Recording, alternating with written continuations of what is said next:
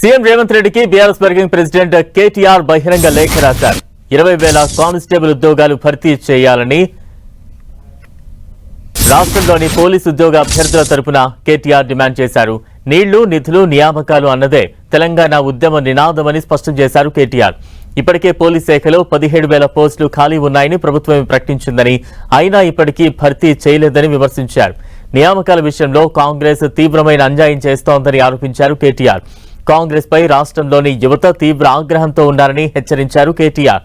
BRS హయాంలో ఎలాంటి హామీ ఇవ్వకుండా 47,000 పోలీసు ఉద్యోగాలు భర్తీ చేశామన్న కేటీఆర్ 2,32,000 ప్రభుత్వ ఉద్యోగాలు గుర్తించి 1,60,000కు పైగా జాబ్స్ అందించామని పేర్కొన్నారు.